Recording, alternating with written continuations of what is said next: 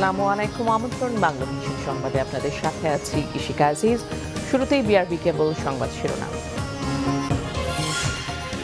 রাজধানীর চকবাজারে ভয়াবহ আগুনের ঘটনায় ৬৭ জনের মরদেহ উদ্ধার, আহত অর্ধ শতাধিক, শনাক্ত ৩৭টি মরদেহের ২৭টি স্বজনদের কাছে হস্তান্তর।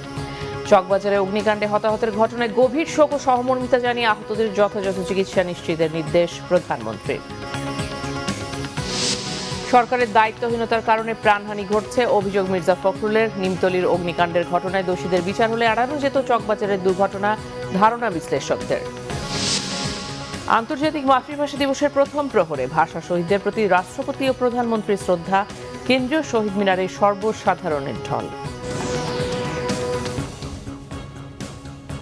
বিআরবি কেবল সংবাদ শিরোনাম দেখছিলেন, বিস্তারিত সংবাদ।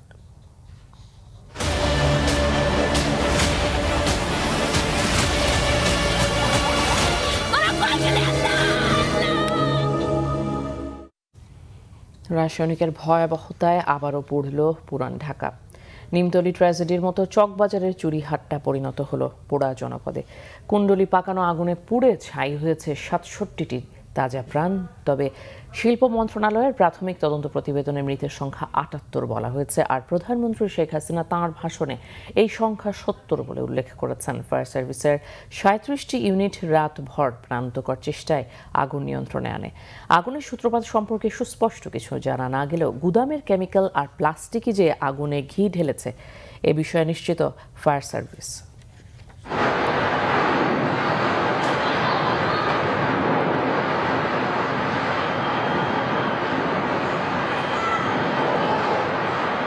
বুধবার রাত 10:30টার দিকে পুরান ঢাকার উর্দু রোডে আগুন লাগে হঠাৎ। চুরিহাট্টার শাহী মসজিদের সামনে একটি গাড়ির সিলিন্ডার বিস্ফোরণে মুহূর্তেই ছড়িয়ে পড়ে আগুন। চোখের পলকে আগুন লেগে দাউ দাউ করে জ্বলতে থাকে ভবনটির নিচতলার রেস্টুরেন্ট। এ সময় ট্রান্সফরমার বিস্ফোরণে নিমিষেই আগুন ছড়িয়ে যায় ওয়াহেদ ম্যানশনের 4 তলায়। হঠাৎ লাগা আগুনের ভয়াবহতায় দিকবিদিক ছুটতে থাকে মানুষ।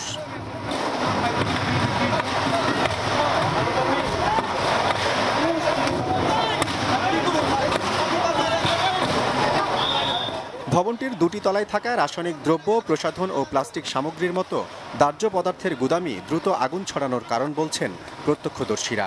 কিছু বুঝে ওঠার আগেই আগুনের কুণ্ডলিতে আটকে পড়া মানুষ হতবাক হন ভয়াবহতায়। গাড়ির সাথে বাস্ট হওয়ার পরে তারপর লাগছে এইদিকে, তারপর লাগছে এইদিকে, এই বিল্ডিংটা মসজিদের সাইডে। এখানে এই হোটেলে লোক ভরা ছিল এবং বিল্ডিং এ লোক ভরা ছিল। হঠাৎ এটা অলমোস্ট 10:30 থেকে। এখন প্রতি বাড়িতে গ্যাস সিলিন্ডার, প্রথম বিস্ফোরণ কিন্তু গ্যাস সিলিন্ডার দিয়েছে। অ্যাডভান্স এগুলো লোভে ভাড়া দেয় বাড়িওয়ালারা, বেশি ভাড়ার জন্য ভাড়া দেয়, এই জন্য দুর্ঘটনা ঘটে বেশি। এর আগে নিমতলিতে আগুন লাগছে, তারপর কি হয়েছে, আবার জায়গা মতন কাজ চলতেই আছে। রাত 3টার পরে আগুনের তীব্রতা কমলে লাশের গন্ধ ছড়িয়ে পড়ে চুরিহাট্টার বাতাসে। ভস্মীভূত ভবন, দোকান, গাড়ি ও রিকশায় পুড়ে যাওয়া যাত্রীর মরদেহ উদ্ধার করে ফায়ার সার্ভিসের কর্মীরা। এখন পর্যন্ত আমরা 70টি ডেড বডি পেয়েছি এবং 70টি মৃতদেহ আমরা ঢাকা মেডিকেল কলেজে প্রেরণ করেছি। খুঁড়ে খুঁড়ে আমরা বের করার চেষ্টা করছি যে এখানে কোনো দেহাবশেষ আছে কিনা। তো আপনাদেরকে একটু বলে দিতে চাই যে লাস্ট টুকরো পর্যন্ত থাকতেও আমরা এই জায়গা স্থান ত্যাগ করব না। 37টি ইউনিটের প্রাণান্তকার চেষ্টায় ভোরে পুরোপুরি আগুন নিয়ন্ত্রণে আসে। তবে গাড়ির সিলিন্ডার, কেমিক্যাল নাকি রেস্টুরেন্ট থেকে আগুনের সূত্রপাত সে ব্যাপারে নিশ্চিত হতে পারেনি ফায়ার সার্ভিস।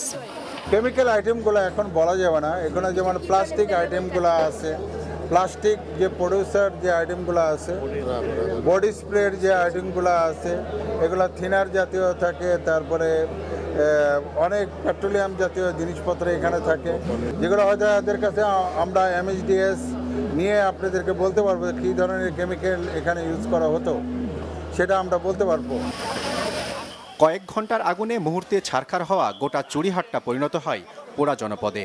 কারো অবহেলায় আর কাউকে যেন পুড়ে মরতে না হয় সে ব্যাপারে কার্যকর পদক্ষেপ দেখতে চান পুরনো ঢাকার বাসিন্দারা।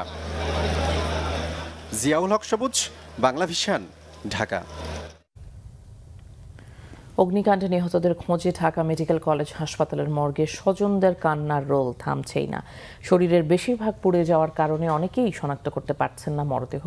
এ পর্যন্ত শনাক্ত করা 37টি মরদেহের মধ্যে 27টি ময়নাতদন্ত শেষে স্বজনদের কাছে হস্তান্তর করা হয়েছে।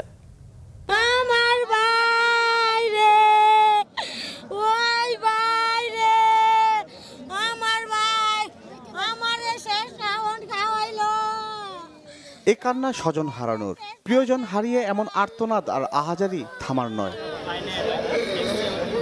অগ্নিকাণ্ডে নিহতদের লাশ ঢাকা মেডিকেল কলেজ হাসপাতালে আনার পর থেকেই ভিড় করতে থাকেন স্বজনরা। আগুনে পোড়া মৃতদেহগুলো বডি ব্যাগে ভরে মর্গে নিয়ে আসে ফায়ার সার্ভিস। বেলা যত বাড়তে থাকে হারানো স্বজনদের খোঁজে মর্গে আসা লোকজনের সংখ্যাও বাড়তে থাকে। পাশাপাশি আর্তনাদ, আহাজারি আর আর্তচিৎকারও বাড়তে থাকে। প্রিয় মানুষকে হারিয়ে অনেকে পাগল প্রায়।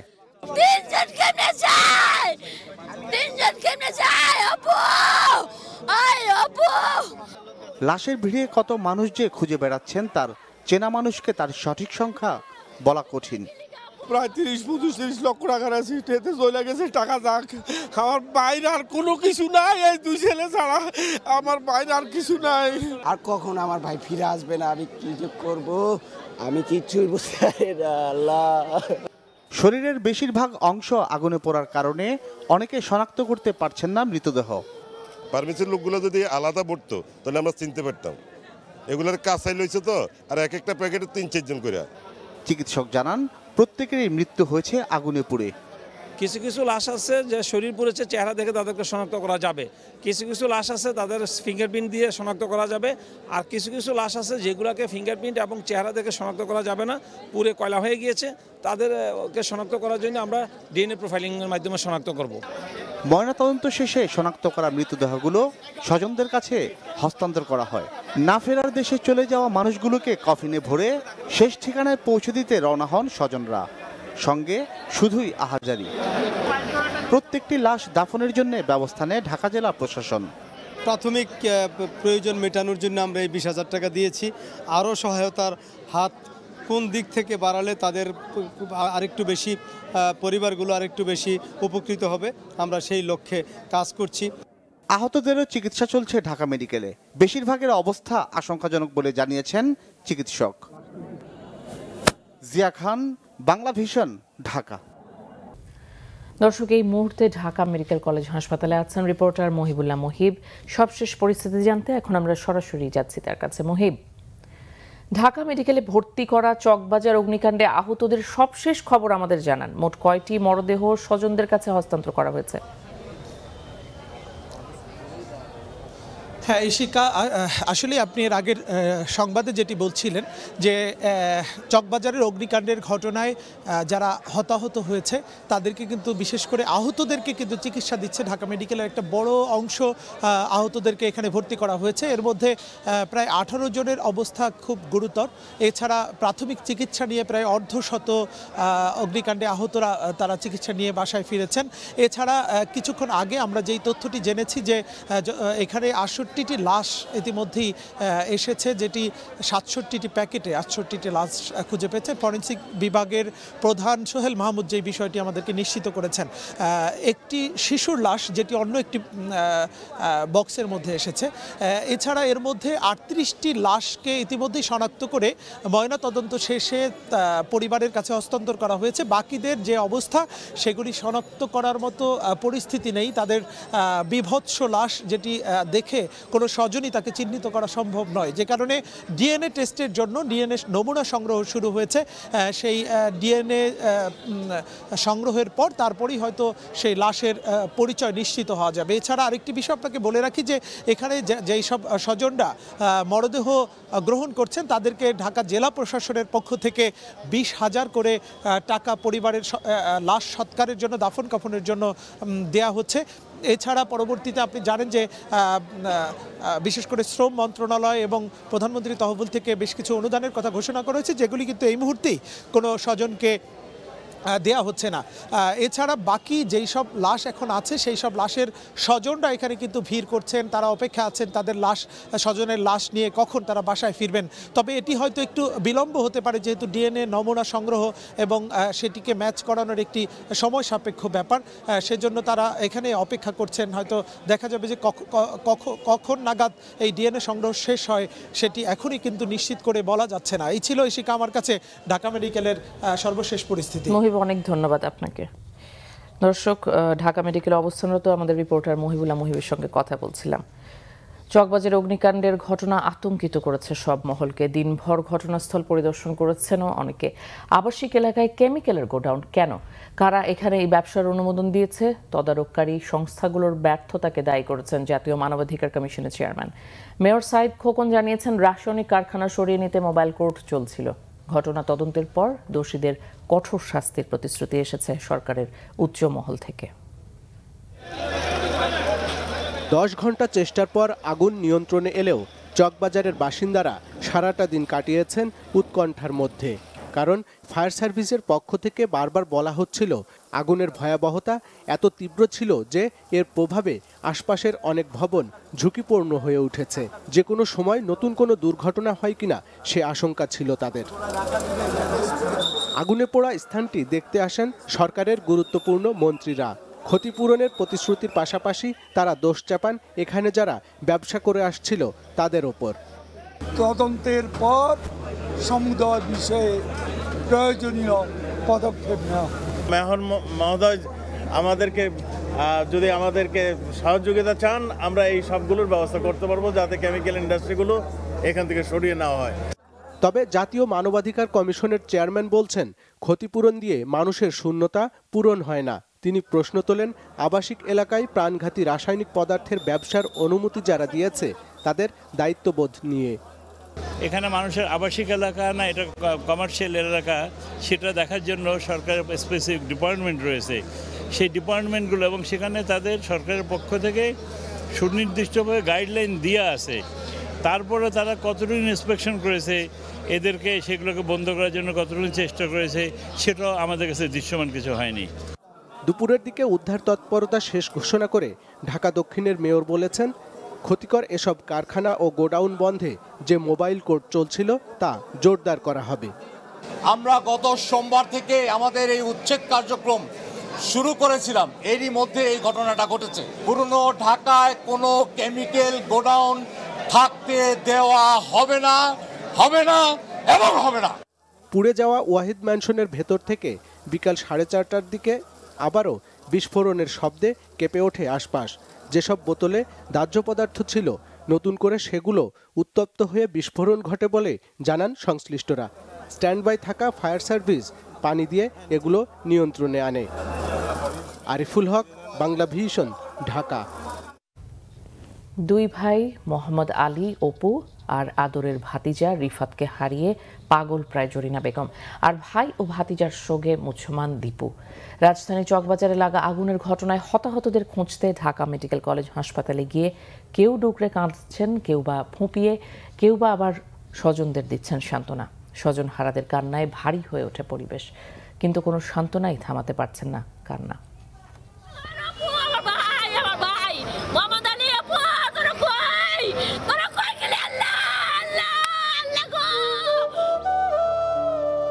আগুন লাগার খবর পেয়ে দুই ভাই আর ভাতিজার খোঁজে ঢাকা মেডিকেল কলেজ হাসপাতালে ছুটে আসেন জরিনা বেগম। কোনো সান্ত্বনাই তাকে মানাতে পারছিল না। অপর ভাই দীপু তখন জরিনা বেগমকে বাসায় নিয়ে যেতে বলেন স্বজনদের।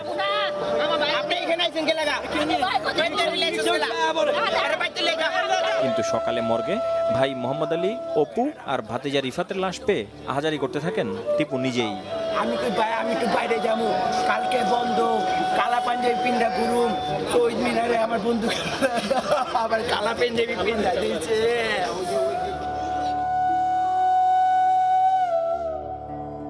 আগুনের ঘটনায় সমবয়সী ভাতিজা এনামুলকে খুঁজতে মর্গে যান তুহিন। চকবাজারের সেই এলাকায় থাকতো এনামুল।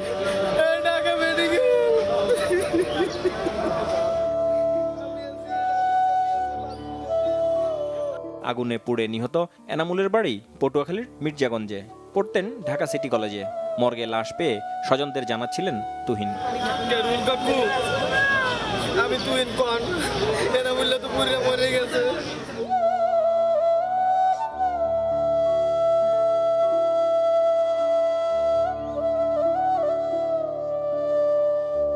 এভাবে মর্গে থাকা মরদেহের মাঝে খুঁজে ফিরেন স্বজনদের। যারা শনাক্ত করতে পেরেছেন তাদের আহজারিতে ভারী হয়ে ওঠে ঢাকা মেডিকেল কলেজ হাসপাতালের মর্গের পরিবেশ।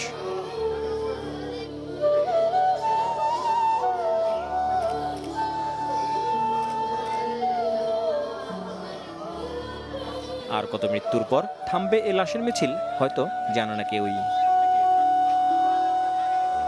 আহমেদ সরওয়ার, বাংলা ভিশন, ঢাকা।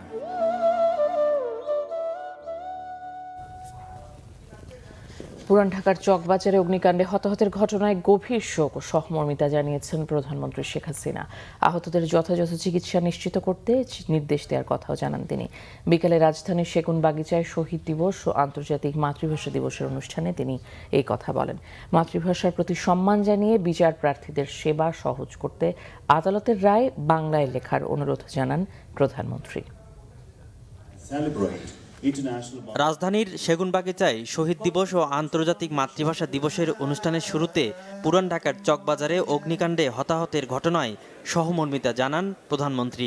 সবার চেষ্টায় আগুন নিয়ন্ত্রণে এসেছে বলেও মন্তব্য করেন। চকবাজারে ব্যাপকভাবে আগুন লাগে, যদিও আগুন নিভানোর জন্য আপ্রাণ চেষ্টা করা হয়েছে। প্রায় 30টা আমাদের ফায়ার সার্ভিসের এবং সিভিল ডিফেন্সের গাড়ি এবং লোকেরা সেখানে কাজ করে এবং সকল আইন শৃঙ্খলা রক্ষাকারী সংস্থা সকলেই সেখানে উপস্থিত ছিলেন, প্রশাসনের ছিলেন, সকলেই উপস্থিত ছিলেন। কিন্তু সেই ভয়াবহ অগ্নিকাণ্ডে প্রায় 70টি জীবন ঝরে গেছে এবং এখন প্রায় 10-15 জন আহত বোধে 4-5 জন প্রাথমিক চিকিৎসা নিয়ে চলে গেছে। এর মাঝে 5-7 জনের অবস্থা অত্যন্ত খুব খারাপ অবস্থা, একটা আশঙ্কাজনক অবস্থা, তাদের চিকিৎসা চলছে। যারা নিহত হয়েছে আমি তাদের আত্মার মাগফিরাত কামনা করছি, আর যারা হয়তো তাদের দ্রুত চিকিৎসায় তার ব্যবস্থা নিয়েছে এবং সেটা আমরা কামনা করি এবং শোক সন্তপ্ত পরিবারের প্রতি আমার সমবেদনা জানাই। শেখ হাসিনা বলেন, পাকিস্তানি শাসক গোষ্ঠী বাঙালির জাতিসত্তাই শুধু নয়, কেড়ে নিতে চেয়েছিল মাতৃভাষা বাংলাও। এখন আমাদের মাতৃভাষা হচ্ছে বাংলা, অর্থাৎ আমাদের ভাষা সম্পূর্ণভাবে আমাদের কাছ থেকে কেড়ে নিয়ে একটা বিজাতীয় ভাষা আমাদের উপর চাপিয়ে দেওয়ার এক চক্রান্ত করা হয়। আধুনিক বিশ্বের সাথে তাল মিলিয়ে চলতে দ্বিতীয় ভাষা হিসেবে ইংরেজি চর্চার পরামর্শ দেন শেখ হাসিনা। অনুরোধ জানান আদালতের রায় বাংলায় লেখার। আর ইংরেজি রায় যখন দেয়, সে রায়ে যে কি বলল তাকে নির্ভর করতে হয় তার সাথে যিনি আইনজীবী থাকেন তার উপর। তিনি যা বুঝিয়ে দেবেন সেটাই সে বুঝবে, নিজে পড়ে জানার কোনো সুযোগ তার থাকে না। যার ফলে অনেক সময় তাদেরকে নানাভাবে হয়রানির শিকার হতে হয় অথবা তাদেরকে একটু অন্যভাবে ব্যবহারও করা হয়। সেই ক্ষেত্রে আমি বলবো যে আদালতের রায়টা যদি কেউ ইংরেজিতেও লিখতে পারে, কিন্তু একটা শর্ত থাকবে যে এটা বাংলা ভাষায় প্রচার করতে হবে। ভাষা আন্দোলনে বঙ্গবন্ধুর ভূমিকা নিয়ে বদরুদ্দিন ওমরের একটি লেখার সমালোচনা করেন প্রধানমন্ত্রী। সৈয়দ আব্দুল মুহিত, বাংলা ভিশন, ঢাকা। চকবাজারে অগ্নিকাণ্ডের ঘটনায় গভীর শোক জানিয়েছেন বিএনপি মহাসচিব মির্জা ফখরুল ইসলাম আলমগীর। তিনি অভিযোগ করেন, সরকারের দায়িত্বজ্ঞানহীন কাজের জন্য বিভিন্নভাবে মানুষের প্রাণহানি ঘটছে। আসলে এই সরকারের ব্যর্থতা তো সর্বক্ষেত্রে আছে এবং এই ক্ষেত্রে মানুষের জীবন রক্ষা করার ক্ষেত্রে সর্ববেশি আছে। আজকে সব জায়গাতেই দেখা যাচ্ছে মানুষ জীবন হারাচ্ছে এই সরকারের রেসপন্স দায়িত্ব জ্ঞানহীনতার জন্য এবং তাদের অব্যবস্থার কারণে। কারণ রাষ্ট্রকে সুচারুরূপে পরিচালনা করার কোনো ইচ্ছে তো তাদের নেই। তাদের মূল লক্ষ্য হচ্ছে ক্ষমতায় যে কোনোভাবেই টিকে থাকা। নিমতলী অগ্নিকাণ্ডের ঘটনায় বিচার বিভাগীয় তদন্ত ও দোষীদের যদি বিচারের ব্যবস্থা নেওয়া হতো তবে চকবাজারে ভয়াবহ দুর্ঘটনা এড়ানো যেত বলে মনে করছেন বিশিষ্টজনেরা। তদন্ত করে ব্যবস্থা নেওয়া হবে কর্তৃপক্ষের এমন মন্তব্য দায় এড়ানোর কৌশল বলে মনে করেন সভাপতি মোবাশ্বের হোসেন। তিনি মনে করেন, ঢাকাকে নগর সরকারের হাতে দিয়ে মেয়রকে দায়িত্ব দিলে এ ধরনের দুর্ঘটনা কমবে। নিমতলী অগ্নিকাণ্ডের প্রায় ৮ বছর পর পুরান ঢাকার চকবাজারের উর্দু রোডের চুরিহাট্টা মসজিদ গলিতে নেমে আসে আরেক নিকষ কালো রাত। কর্তৃপক্ষের কার্যকর পদক্ষেপের অভাবেই এ ধরনের দুর্ঘটনার হাত থেকে পরিত্রাণ মিলছে না নগরবাসীর, মত সংশ্লিষ্টদের। পুরাতন ঢাকার যদি এই কন্ডিশন যদি চেঞ্জ না হয়, যেখানে রাস্তার প্রবেশ পথ নেই, যেখানে আপনার গাড়ি আসতে পারে না, এখানে দেখা যাচ্ছে সবাই টাকার লোভে বাসা ভাড়া দিচ্ছে অধিক মূল্যে বিজনেসম্যানদের কাছে, কেমিক্যাল বিজনেস লোকদের কাছে, এবং সে বসবাস করতেছে দেখা যাচ্ছে গুলশান বনালীর মতো জায়গায়, কিন্তু মারা যাচ্ছে নিরহ লোক। আজকে আমরা মেয়রের গলা টিপে ধরতে পারতাম ওনার ব্যর্থতার জন্য। তার হাতে কাজ করার কোনো ক্ষমতা নাই, দরজায় সিল দেওয়ার কোনো ক্ষমতা নাই, আনঅথরাইজড বিল্ডিং ভাঙার কোনো ক্ষমতা নাই। তাহলে নগর পিতা আমি বলি কেন? নিমতলির মতো ঘটনা থেকে শিক্ষা না নেয় এ ধরনের দুর্ঘটনায় আবারও বিপর্যস্ত পুরান ঢাকা।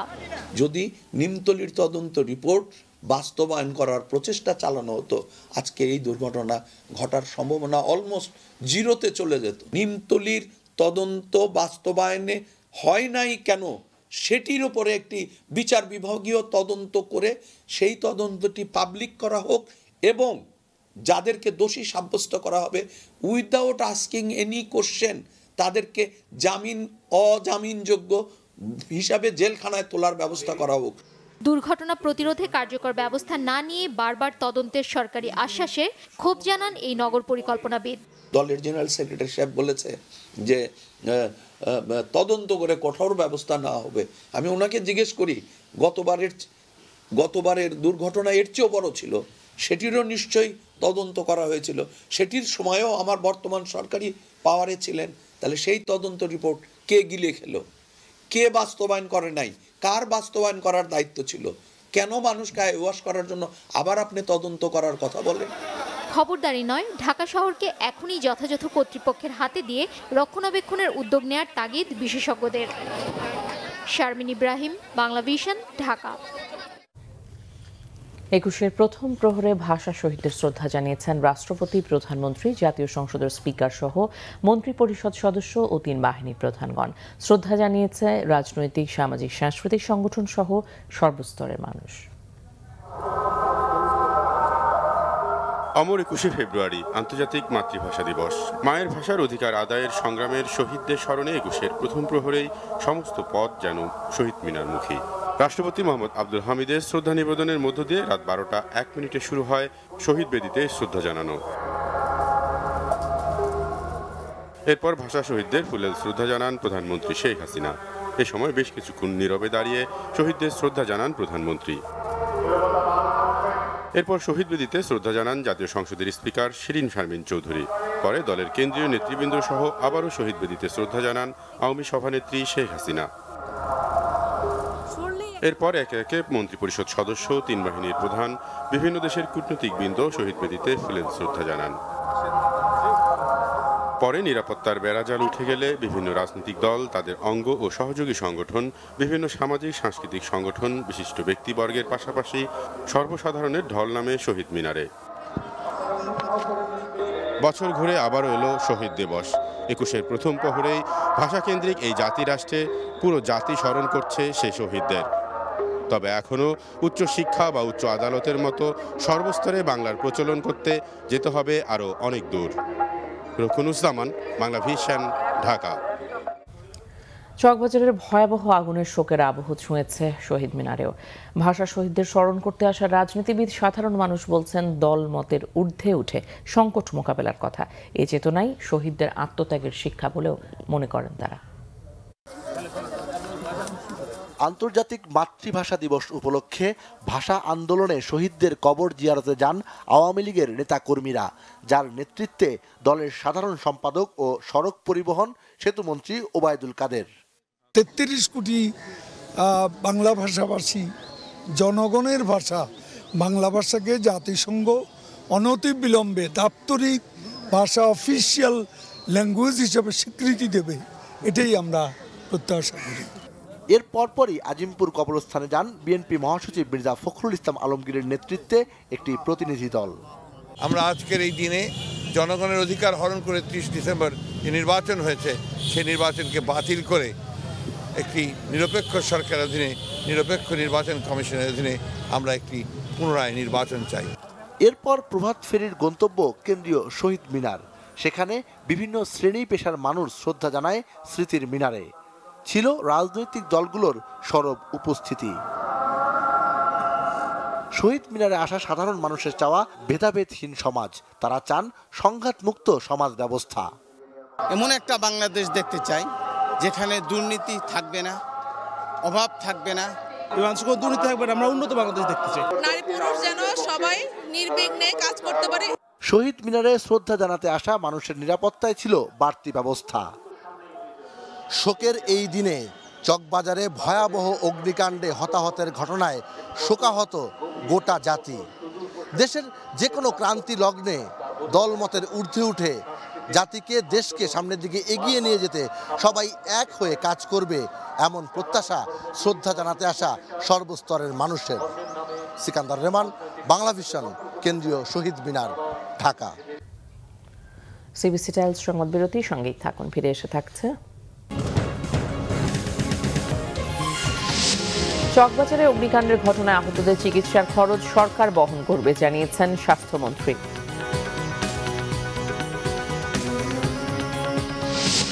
চকবাজারে অগ্নিকাণ্ডে হতাহতদের অনেকের বাড়ি নোয়াখালীর সোনাইমুড়িতে। সকাল থেকে সেখানে চলছে স্বজনদের আহাজারি।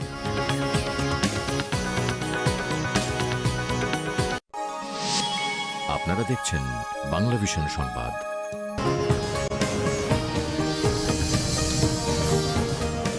স্বাগত আরেকবার বাংলা ভিশন সংবাদে। চকবাজারে অগ্নিকাণ্ডের ঘটনায় আহতদের চিকিৎসার খরচ সরকার বহন করবে বলে জানিয়েছেন স্বাস্থ্যমন্ত্রী জাহিদ মালেক। সকালে সিলেট কেন্দ্রীয় শহীদ মিনারে আন্তর্জাতিক শহীদ দিবস ও মাতৃভাষা দিবস উপলক্ষে ফুল দিয়ে শ্রদ্ধা নিবেদন শেষে সাংবাদিকদের তিনি এই কথা বলেন। সরকারি হাসপাতালে সমস্ত চিকিৎসাই সরকারিভাবে দেওয়া হয়, সেখানে রোগীদের তেমন কোনো খরচ বহন করতে হয় না। এর আগেও যত রোগী এসেছিল সরকার বহন করেছে খরচ, রোগীরা কোনো বহন করতে হয়নি, এবারও তাই হবে। ঢাকার চকবাজারে অগ্নিকাণ্ডে হতাহতদের অনেকের বাড়ি নোয়াখালী সোনাইমুড়িতে। এ পর্যন্ত 5 জনের মৃত্যুর খবর নিশ্চিত করেছেন স্বজনরা। সকাল থেকে হতাহতদের অনেকের বাড়িতেই চলছে স্বজনদের আহাজারি। এখন পর্যন্ত অনেকেরই সন্ধান পাননি স্বজনরা। নিহতরা হলেন ঘোষকামতা গ্রামের সহদর মাসুদ রানা ও রাজু, একই ইউনিয়নের বটতলির শাহাদাত হোসেন হীরা, মির্জানগরের আনোয়ার হোসেন মঞ্জু ও নাসির উদ্দিন। এলাকাবাসী জানান নাটেশ্বর ইউনিয়নের কয়েক শত লোক বাস করেন ঢাকার চকবাজার সহ বিভিন্ন এলাকায়।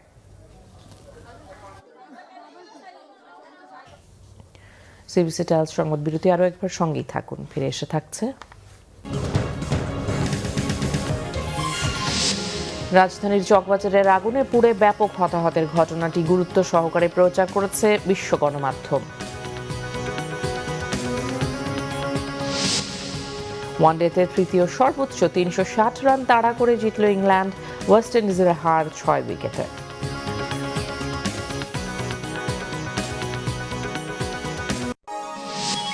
আপনারা দেখছেন বাংলা ভিশন সংবাদ।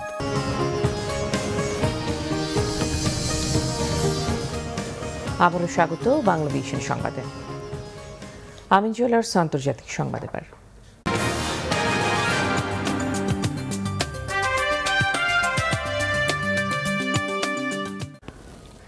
রাজধানীর চকবাজারের আগুনে পুড়ে ব্যাপক হতাহতের ঘটনাটি গুরুত্ব সহকারে প্রচার করেছে বিশ্ব মিডিয়া।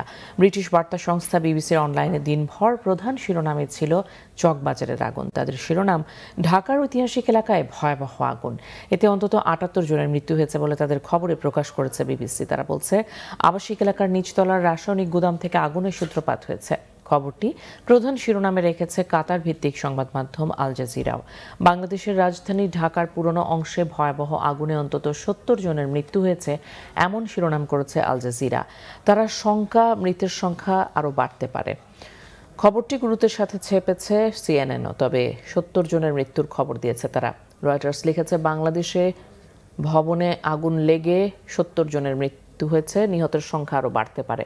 সময়ের সাথে নানা ছবি ও তথ্য দিয়ে চকবাজারের ভয়াবহ আগুনের খবরটি প্রচার করেছে বার্তা সংস্থা এপিটিএন। এছাড়া Mirror, Yahoo News, the Quint, Guardian News, NDTV ও টেলিগ্রাফের মতো সংবাদ মাধ্যমগুলো খবরটি প্রকাশ করেছে। শিরোনামগুলো আরেকবার। রাজধানী চকবাজারে ভয়াবহ আগুনের ঘটনায় ৭০ জনের মরদেহ উদ্ধার, অর্ধশতাধিক আহত, শনাক্ত ৩৭টি মরদেহের ২৭টি স্বজনের কাছে হস্তান্তর, ঢাকা মেডিকেলের স্বজনদের আহ্বারি। চকবাজারে অগ্নিকাণ্ডে হতাহতের ঘটনায় গভীর শোক সহমর্মিতা জানিয়ে আহতদের যথাযথ চিকিৎসা নিশ্চিতের নির্দেশ প্রধানমন্ত্রী। সরকারের দায়িত্বহীনতার কারণে প্রাণহানি ঘটছে, অভিযোগ মির্জা ফখরুলের। নিমতলির অগ্নিকাণ্ডের ঘটনায় দোষীদের বিচার হলে এড়ানো যেত চকবাজারের দুর্ঘটনা, ধারণা বিশ্লেষকদের। আন্তর্জাতিক মাতৃভাষা দিবসের প্রথম প্রহরে ভাষা শহীদদের প্রতি রাষ্ট্রপতি প্রধানমন্ত্রী শ্রদ্ধা, কেন্দ্রীয় শহীদ মিনারে সর্বসাধারণের ঢল। এই ছিল এখনকার মতো। পরের সংবাদ রাত 10:30টায় 9টায় নিউজ টপ 10 দেখার আমন্ত্রণ রইল। ফেসবুক বাংলাভিশন সংবাদ সরাসরি দেখতে লগ ইন করতে পারেন facebook.com/বাংলাভিশনে। ধন্যবাদ, সঙ্গে থাকা।